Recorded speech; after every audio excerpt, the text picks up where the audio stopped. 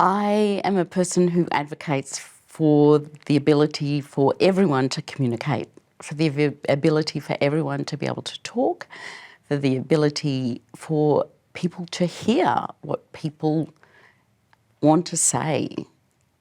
Every single human being on the planet is precious, and some people cannot share their thoughts, needs, or even joy with people in a way that others can understand. The World Health Organization says that there's about 15% of people with disabilities.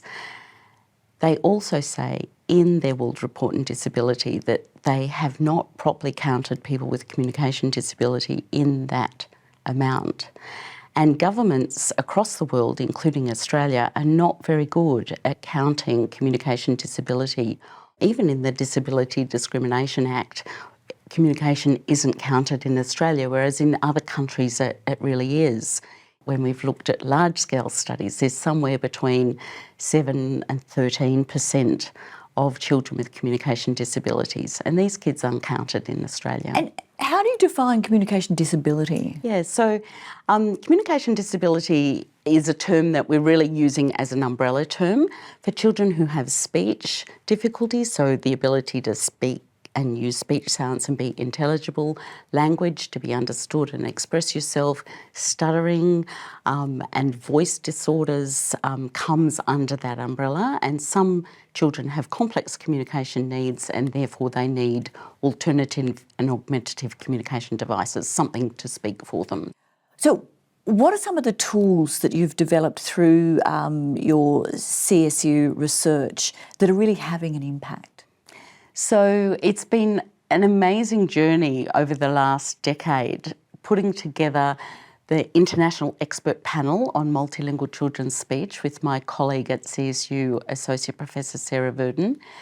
She's in the speech pathology program and I'm in the education program, and we have gathered colleagues across the world right now in over 76 languages and dialects we're working in at the moment, to really gain knowledge from these experts across the world. What we're doing is providing people with a template, with a process for how they can holistically understand children's speech and language development, and using that to gather that research together on a CSU website called the Multilingual Children's Speech website. That's a site that's different years. We have between 80 and 100,000 visits to the website to gain resources, and it's quite fascinating when I travel the world.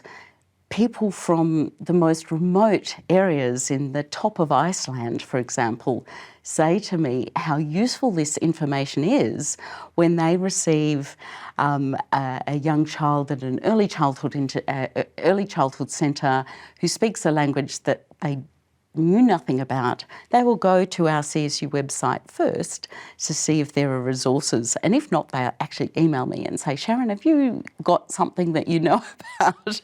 So we've become this international resource for supporting kids across the world, and one of the things that we're known for is to really acknowledge all these experts from across the world. Speaking of across the world, you have a global reputation. You could work anywhere in the world. Why are you at CSU? Why did you choose that? I really love working at CSU. CSU is visionary. CSU is innovative. CSU gives me the freedom to dream. CSU gives me the freedom to love people first, to put people first, to put our students first, my colleagues first. There's a lot of scope for creativity. There's a lot of scope to say, let's dream together. Let's dream big. Let's do important work. We don't always have a lot of access to funds, so we actually have to be innovative. We have to think about how we will use our resources really wisely, but we also are really up close to real people. I often have people in countries like America, when I'm there as part of the American Speech Language Hearing Association, say, Sharynne, I want one of your students.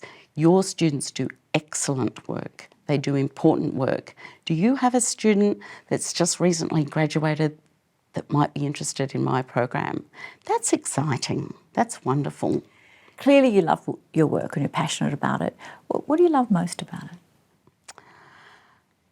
The thing that brings me great joy is talking to a young child who has speech and language difficulties.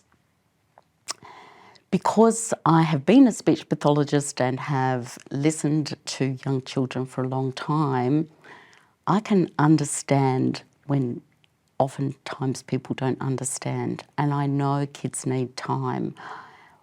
We've had kids draw themselves talking and say they need people with large listening ears. I love sitting there with a large listening ear.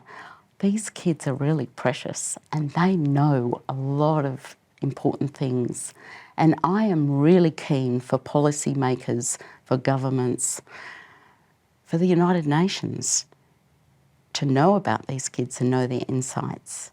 Well, perhaps we should get some of those kids to draw our policymakers and politicians with large listening ears, and it will make all the difference. Sharynne, it's been a delight speaking with you. Thank you so much. Thank you very much.